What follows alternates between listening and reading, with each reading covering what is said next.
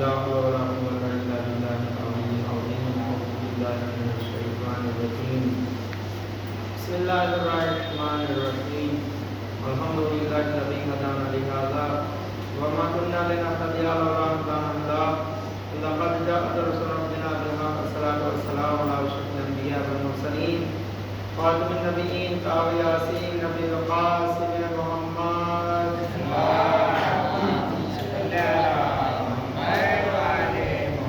والد الطيبين الطاهرين المعصومين المظلومين ولعنة الله على أعدائهم أجمعين من يومنا هذا إلى قيام يوم الدين. أما بعد فقد قال الله سبحانه تبارك وتعالى في موضع الكتاب الكريم وهو أصدق الصادقين وقوله الحق. بسم الله الرحمن الرحيم. واستعينوا بالصبر والصلاة. صلى الله عليه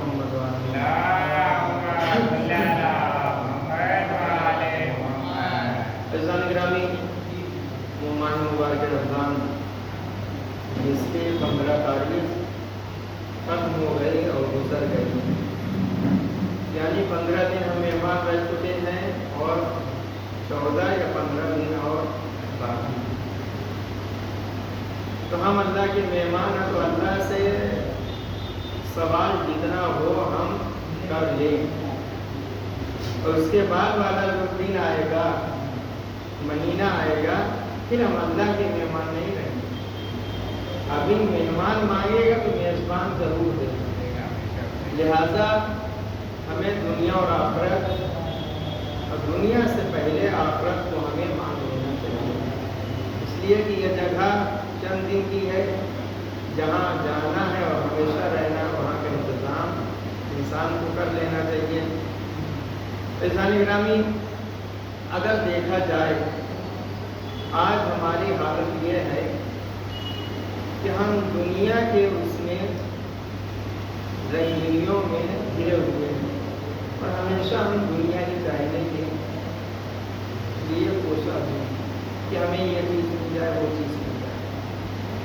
اور یہاں نہیں کہ صرف ہم یہاں بیٹھ کے اپنے گھر میں، اپنے امام باڑے میں اور یہاں مسجد میں، یہیں تک نہیں، بلکہ لوگ کربلا بھی جاتے ہیں کہ امام کی ساری کے پاس کھڑے ہو کے دنیا مانگتے ہیں. کیا کہتے ہیں؟ پروردگار میرے پاس گاڑی نہیں ہے، گاڑی دے دے. میرے پاس گھر نہیں ہے، گھر دے دے. میرے یہ نہیں ہے، وہ یہ دے دے. دکان ہو جاتی ہے، ہو جاتی. یعنی کربلا انسان گیا تب بھی اس کا ذہن اور اس کی دعا محدود رہ گئی. جو اپنے گھر میں مصلی پہ کر رہا تھا وہی دعا کربلا میں سری کے پاس کر رہا تھا. تو یہاں سے وہاں جانے کا فائدہ کیا ہوا؟ آپ یہاں جو مانگ رہے ہیں تو وہی وہاں جا کے مانگ رہے ہیں. نہیں سامنے گرامی، جو یہاں مانگ رہے ہیں تو وہی چیز وہاں نہیں مانگے ہم. اب وہاں اگر کسی کو کربلا جانا ہے اور چلا گیا تو وہاں جا کے کیا مانگے؟ عزیزان گرامی، جو کربلا جائے اسے چاہیے کہ زری کے پاس امام حسین صلی اللہ علیہ وسلم سے خدا کو مانگے، اور خدا کی بارگاہ میں آ کے پروردگار عالم سے امام حسین کو مانگے. اگر دنیا اور آخرت کی کامیابی چاہتا ہے تو اللہ سے حسین مانگے، حسین سے اللہ مانگے. اگر حسین سے، مولا امام حسین سے ہم نے پروردگار عالم کو مانگا، مطلب یہ ہے کہ ہم اللہ کے مطیع پر فرما بردار بندے بن جائیں گے. اگر انہوں نے اشارہ کر دیا اور ہم بن گئے تو ہماری دنیا بھی کامیاب ہے، آخرت بھی کامیاب ہے. ہم مصلی پہ بیٹھ کے ہم نے اللہ سے کہا پروردگار ہمیں اہل بیت علیہ السلام کی محبت، اور وہ محبت جو صحیح طریقے سے رہتی ہے، جس کے محبت کے ساتھ عمل بھی رہتا ہے، وہ مجھے عطا کر. صرف یہ زندگی نہیں بلکہ جب ہمیں موت آئے اس وقت بھی محبت اہل بیت علیہ السلام رہے. تو اگر اللہ نے یہ چیز عطا کر دیا تو زندگی میں محبت ہے، مر رہے ہیں، جب نکل رہا تو محبت اہل بیت میں محشر کے میدان میں پہنچے تو یہی کام آنے والی. یعنی دنیا بھی کامیاب ہے، آخرت بھی کامیاب ہے. لیکن ہم دونوں جگہ جہاں پہنچتے ہیں تو ہم دنیا ہی کے مانگنے کے چکر میں ہیں. عزیزان گرامی، لہٰذا کبھی ہمیں اس سے ہٹ کے کوئی چیز مانگنا چاہیے. اس سے ہٹ کے پروردگار عالم سے امام حسین صلی اللہ علیہ وسلم سے مطالبہ کرنا اگر انسان پروردگار عالم کی بارگاہ میں جائے گا اور مانگے گا تو خالی نہیں پلٹے گا، ضرور عطا کرے گا پروردگار۔ پکارے انسان ضرور اسے دے گا۔ اور اہل بیت علیہ السلام کی بارگاہ سے بھی کوئی خالی ہاتھ نہیں پڑتا۔ ہر انسان جانتا ہے ایک حاتم طائی گزرا جو بہت سخی تھا، اس کی سخاوت مشہور ہے۔ ابھی زیادہ کوئی بات نہیں رکھتا ہے کہ بہت زیادہ حاتم طائی بن گئے، اتنا زیادہ بانٹنے لگے، یعنی اس کی سخاوت مشہور ہے۔ تو کیا کرتا تھا وہ امام کے سامنے، امام تو پہلے کے ایسا، تو امام کے سامنے ہوا کہ مولا یہ بہت بانٹتا تھا، بہت سخی تھا۔ امام نے کہا کہ وہ کتنے دروازوں سے بانٹتا تھا؟ مولا 7 دروازوں سے بانٹتا۔ امام نے کہا کہ وہ فقیر تھا، اگر غنی ہوتا، سخی ہوتا تو 1 دروازے سے بانٹتا، 7 دروازے پہ لوگوں کو نہ بلاتا، 1 دروازے سے اتنا دے دیا جائے کہ دوسرے دروازے پہ جانے کی نوبت نہ آئے۔ یہ اہل بیت علیہ السلام کے علاوہ کہیں پہ نہیں ملتا۔ اگر انسان کو 1 دروازے سے جو مل گیا، اسے دوسرے دروازے پہ جانے کی ضرورت نہیں پڑے گی۔ اور اگر ہم چاہتے ہیں ہمیں شرمندگی محسوس نہ ہو تو ہم انہی کی بارگاہ میں ہاتھوں کو پھیلائیں اور سوال کریں۔ یہ ماہ مبارک رمضان یہ ہمارا ایسے ہی نہ گزر جائے، بلکہ ڈھیروں ثواب بھی رہیں، ڈھیروں نیکیاں رہیں، اور جو ہمارے گناہ ہیں وہ معاف ہو جائے، وہ ہمارے نامہ اعمال سے مٹا دیے جائیں، ہمارے نامہ اعمال سے ختم کر دیے جائیں۔ ایسا نگرانی اس سے بہتر یہ ہے کہ انسان وہ اپنا گندا نامہ اعمال لے کے اللہ کی بارگاہ میں پہنچے۔ اس سے اچھا رہے کہ یہاں پہ وہ اسے صاف و ستھرا کر لے۔ جب صاف و ستھرا اور پاک و صاف کرنے کا ذریعہ ہمارے یہاں موجود ہے تو ہم اسے کیوں نہیں اپنائیں، کیوں نہ استعمال کریں؟ لہٰذا اذان گرامی ہمیں اہل بیت علیہ السلام کے در پہ بھی اور بارگاہ پروردگار عالم میں جب بھی حاضری کا شرف ہمیں ملے، ہمیں یہ اللہ کی بارگاہ میں کم سے کم تو 5 ٹائم ہم پہنچتے ہی ہیں، اللہ کی بارگاہ میں سوال کریں۔ پروردگار عالم کبھی بھی ہمارے سوالوں کو رد نہیں کرے گا۔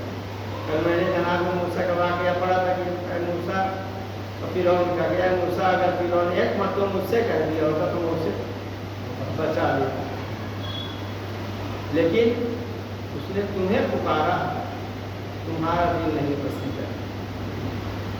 ایسا نگران وہ پروردگار ہے کہ اگر ہم صرف دل سے ایک مرتبہ اسے پکارے تو صحیح وہ عطا کرے۔ اور دیکھیں اس کے ساتھ ساتھ کبھی بھی ہم کوئی نیکی کریں، پہلے کچھ نیکی کریں اگر، اس کے بعد اللہ کی بارگاہ میں سوال کے لیے ہاتھ پھیلائیں تو بتائیے کہ اولا پروردگار عالم ہماری وہ دعاؤں کو مستجاب کرے گا یا جو پریشانیاں رہے گی وہ خود دور ہو جائے گی۔ کیسے؟ ایک عورت تھی، اس کی ایک چھوٹی سی بچی تھی اور عورت بہت بھوکی تھی، اس کے پاس ایک روٹی تھی۔ اب اگر عورت روٹی کھائے گی وہ تو اپنے بچے کو دودھ پلا سکے گی، اور نہیں تو بھوکی رہے گی تو مشکل ہو جائے گا۔ جیسے اپنے سامنے روٹی رکھا، سوچا کہ لقمہ بنا کے منہ میں ڈالے، کسی نے دکل بات کیا، کیا ہے ہم بھوکے ہیں۔ یہ عورت کے دل میں آیا کہ میں تو ابھی کل یا صبح میں نے کھانا کھایا ہے، کیونکہ بیچارہ لگ رہا بہت زیادہ بھوکا، لہٰذا اپنی روٹی اٹھا کے اس کو دے دیا۔ اب جب دے دیا تو جب آگے بڑھی پھر کیا دیکھا کہ ایک جنگلی جانور وہ آیا اور آ کے اس کی بیٹی کو پکڑ لیا اور لے کے جانے لگا کہ اسے کھا جائے۔ جب ایسا ہوا کہ وہ آ کے لے کے جانے لگا، پروردگار عالم نے جناب جبرائیل کو بھیجا اور بھیج کے اس جانور کو وہاں پہ ختم کروایا اور اس کی بیٹی کو وہاں پہ اس جانور سے بچا لیا۔ تو کس نے اس کی بیٹی کو بچایا؟ اللہ نے بچایا۔ کیوں بچایا؟ ایک بھوکے کو ایک روٹی اس نے دیا، ورنہ اس کی بیٹی کی موت لکھی تھی اسی جانور کے ذریعے سے، حادثہ یہ واقعہ ہو جاتا، لیکن ایک روٹی نے یہ حادثہ ہونے سے بچا لیا۔ ایسا نگرانی ہمیں بھی چاہیے پہلے نیکی کریں۔ اگر کسی کے ساتھ ہم نیکی کریں گے تو جا کے ہمارے ساتھ جو حادثات ہونے والے رہیں گے، رونما ہونے والے رہیں گے، تو خود بخود پروردگار اعلیٰ ہم سے دور کر دیں۔ لیکن یہ کہ نیکی کرنے کے بعد کسی کے ساتھ کچھ بھی اگر انسان کہہ گانے لگے گا، یعنی ایک دوسرے سے بتاتا پھرے گا، تو نیکی نہیں ہے۔ انسان نے کسی کے ساتھ کچھ کر دیا تو اسے بلا دے کہ ہاں ہم نے کچھ کیا تھا، لیکن اگر کہیں گے تو فائدہ نہیں ہوگا۔ لہٰذا ہمیں یہ ماہ مبارک رمضان میں ہمیں یہ والی بھی نیکی کرنا چاہیے۔ اور کوئی بھی کسی بھی اعتبار سے نیکیوں کا دائرہ بہت بڑا ہے۔ اگر کسی نے کچھ سوال کر دیا، اس کے سوال کا جواب بھی صحیح دے دینا، یہ بھی ایک نیکی ہے۔ کوئی وہاں پیر دھلنے کے لیے کھڑا تھا اور ہم بھی کھڑے ہیں، اس کو ہم نے آگے کر دیا، یہ بھی نیکی، ہم نے احترام کیا اس کا۔ لہٰذا یہ ساری چیزیں اور ماہ مبارک رمضان میں احترام ہمیں کرنا چاہیے، اور بزرگوں کو آگے بڑھ کے سلام کرنا چاہیے۔ جیسا نگرانی آج ہمارے یہاں کیا انتظار کرتے ہیں کہ پہلے یہ ہمیں سلام کریں، ہم سلام کر دیں گے علیکم السلام تو ہم چھوٹے ہو جائیں گے۔ نہیں، یہ چیز نہیں ہونا چاہیے۔ اگر ہم چاہتے ہیں کہ ہمارے نامہ اعمال میں ثواب زیادہ ہو تو ہم آگے بڑھ کے نیکیاں کریں، سلام کریں، باقی چیزیں جو ہے پہلے ویسے بتایا اسے ہم انجام دیں۔ لیکن کہہ دیا جائے ہم نیکیوں سے، اچھی چیزوں سے اتنے دور ہیں۔ بارہا میں بھی کہہ چکا اسی منبر سے، اور پھر اس کے بعد اکثر قرآن مجید کے حوالے سے روایتیں بتائی جاتی ہیں۔ کیا ہے یہ میں اس علاقے میں سارے کے سارے لوگ قرآن مجید پڑھنا جانتے ہیں؟ نہیں، سب نہیں جانتے۔ یہاں تک میں نے بھی اعلان کیا کہ جس کو نہیں پڑھنا آتا وہ آگے سیکھ سکتا ہے۔ یہ وقت ہے، غنیمت انسان وقت کو جانے۔ اگر وقت مل گیا ہے تو وقت کو غنیمت جانے۔ کل ہو سکتا ہے یہ وقت ہمیں نصیب نہ ہو، لہذا ہم اس میں بھی نہیں ہیں، اور جہاں پڑھنے کا ہے بچے بھی آئے اور اس میں شریک ہوں اور دو چار باتیں سیکھیں، اس میں بھی نہیں۔ تو کیا نیکی ہماری ہے کہ 7 بجے تک ہم نماز ادا کرنے کے لیے مسجد میں آ جاتے ہیں، بس یہی ہماری نیکی ہے، اس کے علاوہ کچھ نہیں ہے۔ دعا تک تو ہمارے یہاں نہیں ہے۔ صحیح پوچھو تو یہ حالت ہے کہ جیسے ہی اللہ اکبر ہوا تو وہاں پہ سجدہ پہنچ جاتا ہے۔ پروردگار کہتا ہے تم مجھے پکارو میں جواب دوں گا، تو شاید یہ کہتے ہیں پروردگار ابھی روک کر تو پہلے کھانا پانی کھا لے پھر دیکھیں گے، اس کے بعد پھر ہم باہر نکلے، ادھر ادھر کی باتیں اور پھر گھومنا ٹہلنا اور گھر جا کے سو گئے۔ تو اپنے حق میں ہم نے ایک مرتبہ ہاتھ کو پھیلا کے نہ دعا کیا ہے، نہ اپنے گناہوں کے توبہ استغفار کیا، کیا ملے گا ہمیں؟ کہیں گے ارے وہاں اگر درس میں چلے جائیں گے مولانا کا نام ہوگا کہ ارے نہیں آتا تھا پڑھانا سکھا دیا پڑھانا۔ یہاں آئیں گے تو بہترین کہیں گے کہ ہم نے سکھائی ہے تجوید اور یہ ساری چیزیں اور یہ بہترین حدیث ہے۔ لیکن یہ دونوں جگہ ہو سکتا ہے کوئی کہہ دے یا یہ ہم ہی لوگ کہہ دے، معصوم نہیں۔ لیکن اگر اللہ کی بارگاہ میں ہاتھ پھیلا کے مانگے تو پروردگار تو نہیں کہے گا کہ کل مغرب کی نماز کے بعد یہ میرے بارگاہ میں ہاتھ پھیلایا تھا، کل یہ مجھ سے توبہ استغفار کر رہا تھا۔ وہ تو کہتا ہی ہے میری بارگاہ میں آؤ، لیکن ہم اس کی بارگاہ میں بھی جانے کے لیے تیار نہیں۔ تو کون سا ایسا مہینہ آئے گا جب ہم اللہ کی بارگاہ میں پہنچیں گے، جب اپنے توبہ استغفار کے لیے اللہ کی بارگاہ میں جا کے معافی مانگیں گے، توبہ استغفار کریں گے گناہوں کی۔ اس سے بہتر کوئی مہینہ نہیں ہے۔ ہم اس مہینے بھی دور ہیں جو ماہ مبارک رمضان ہے، اور ایک جو پھر آئے گا 3 مہینے کے بعد 4 مہینے کے بعد، وہ مہینے میں بھی ہم دور رہتے ہیں۔ اس مہینے میں اللہ سے دور ہے، اس کی عبادتوں سے دور ہے، قرآن سے دور ہے، نماز سے، دعاؤں سے، ساری چیزوں سے۔ جب محرم آئے گا تو ہم مجلس سے دور ہیں، فیصلہ کہ کون جمن ماتم کرے تو میں کیوں ماتم کروں، ان کی مجلس ہے تو میں کیوں فرش پہ جاؤں، ابھی بڈھے بیٹھیں گے مولانا مسائل پہ جائیں گے تب ہم جائیں گے، زیارت تو تب ہم پہنچیں گے۔ تو نہ ہم یہ مہینے میں اللہ کے ہو کے رہے، نہ وہ مہینے میں ہم اہل بیت کے ہو کے رہے۔ یہ مہینے میں اگر اللہ کے ہوتے ہیں قرآن مجید کو اپنے سینے سے لگائے ہوتے، وہ مہینے میں اہل بیت کو ہم یا ان کے غم میں ہم آنسو بہائے ہوتے، تب یہ جا کے رسول اللہ کی حدیث کے اوپر ہم کہتے کہ ہم نے عمل کیا ہے، کہ رسول نے کہا 2 گرا قدر چیزیں چھوڑے جاؤ، ایک قرآن مجید ہے، دوسری میرے اہل بیت ہے۔ لیکن ہم قرآن سے بھی دور ہیں، اور اہل بیت سے دور ہونے کا مطلب یہ ہے کہ 4 مہینہ پہلے ٹکٹ صرف نکلا ہے، عزاداری ہمارے یہاں نہیں ہے۔ ہم فرض تک تو 2-3 مجلسوں میں پہنچتے ہوں گے، تبرک لینے کے لیے اگر نہ ملے تو ہم جھگڑے کر لیں گے، ہمارے ہاں ایک نوا نہ ہو تو ہم اس کے لیے مار کر لیں گے، ہم بولی بات بند کر دیں گے، اس کے ہاں فرض پہ نہیں جائیں گے۔ کیوں کہ اگر کسی کے ہم 2 منٹ مسائل ہوا، کوئی 1.5 گھنٹہ مجلس پڑھوا لیا، کیا 2 منٹ والے کے اللہ کی بارگاہ میں قبول ہے؟ 1.5 گھنٹے والے قبول ہو نہیں، ہم اس کے لیے جھگڑا کر لیتے ہیں۔ اہل بیت نے یہی سکھایا ہے، دین نے یہی سکھایا ہے۔ اگر اہل بیت والے رہتے تو تھوڑے ہی کم صحیح، لیکن ہمارے یہاں فرش اعظم اس کے اہل بیت کے مصیبت تو بیان کر دی گئی، کافی ہے ہمارے لیے، لیکن نہیں، ہم اس کے یہاں ماتم ہوا، میرے یہاں نہیں، یہ کیسے ہو؟ یہ میری مجلس، اس کا ماتم، اس کا فرش، یہ کہاں سے؟ نہ میری مجلس نہ کسی کا اعلان۔ جب انسان کرتا کیا کہتا ہے؟ فرش اعظم کس گیا ہے، ماہ محرم کا چاند نمودار ہو گیا، فرش اعظم کس گیا، آئیے آپ حضرات اور شہزادی کو ان کے لال کا فرصت دی۔ کیا یہ کہتے ہیں کہ محمد عباس کا فرش بیت گیا ہے یا مولانا جعفر صاحب کا فرش بیت گیا ہے؟ کسی ہم دونوں، ہم یا کسی کا بھی ہو، کسی کا نام لیا جاتا ہے، اس کا فرش بھی جاتا ہے۔ لیکن جب یہ والی بات آتی ہے، ان کی مجلس، ان کا فرش، ان کے ہاں ماتم، ان کا مولانا، ان کی مجلس، ان کا نہ ہوا، یہ کیا ہونے لگتا ہے؟ یہ ساری چیزیں اہل بیت سے ہے، لیکن ہم اپنے جھگڑے لڑائی میں خود آپس میں بانٹ لیتے ہیں۔ جو آپس میں بانٹ لیتا تو اہل بیت کا کہاں رہا؟ تو وہ مجلس اہل بیت کے، نہ ماتم اہل بیت کا۔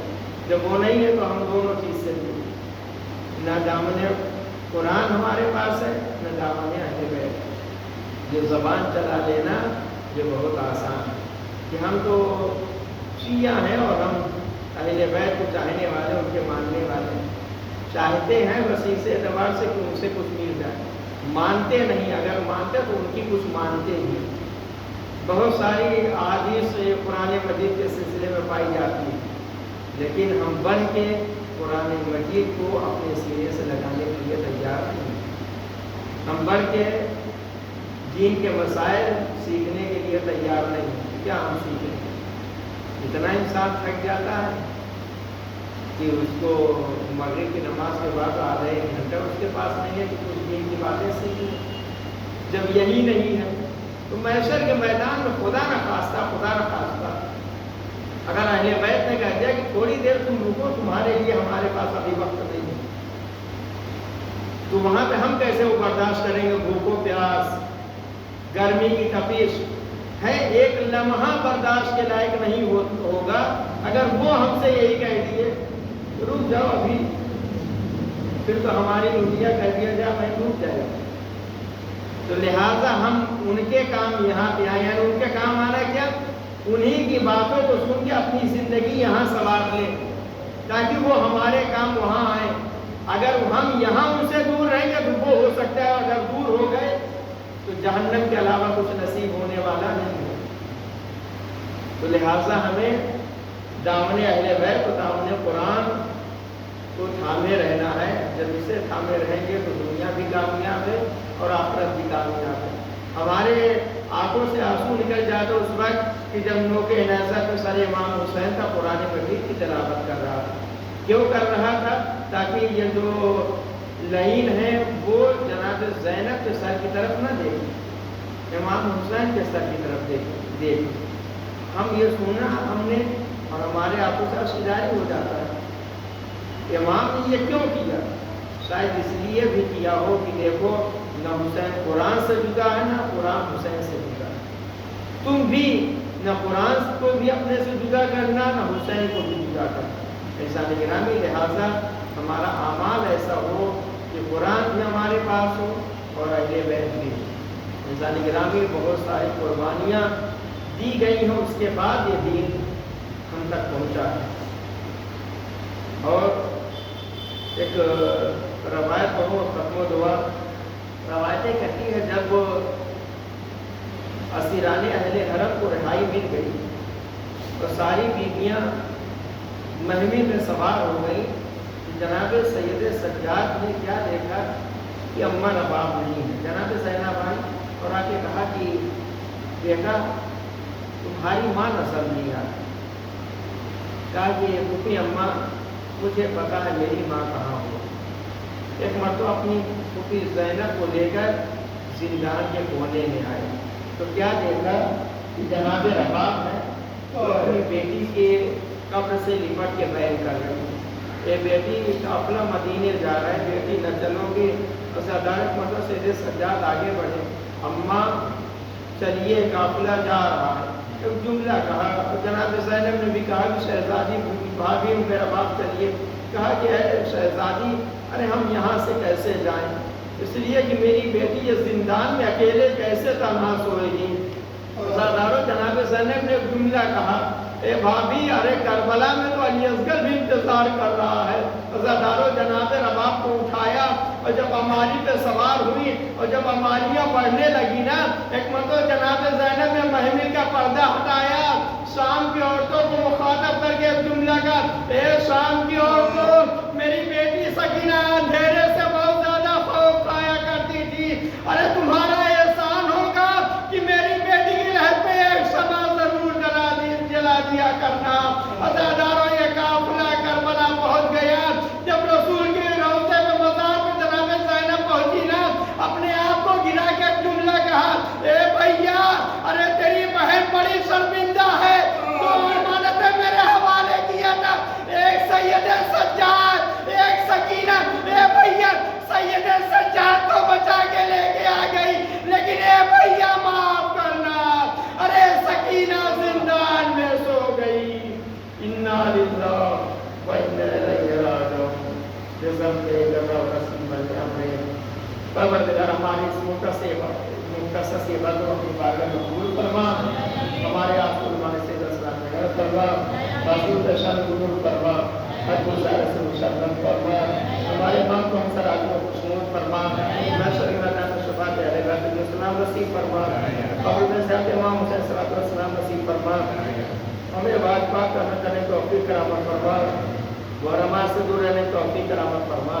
پروردگار ہمارے دعا نماز قرآن مجید کی تلاوت جتنی بھی چیزیں ہم نے نیک اعمال اس ماہ مبارک رمضان میں بدل ہے، پروردگار اپنی بارگاہ میں قبول فرما. پروردگار کی حجت زور میں تعظیم فرما. ہمیں ان جوان و انصار میں شمار فرما. ربنا تقبل منا انک انت السمیع العلیم. آمین شیخ رسول ہم 3 مرتبہ اللہ فرما کر مرحوم مولانا قاسم عباس شاکر علی صاحب اور جملہ مومنین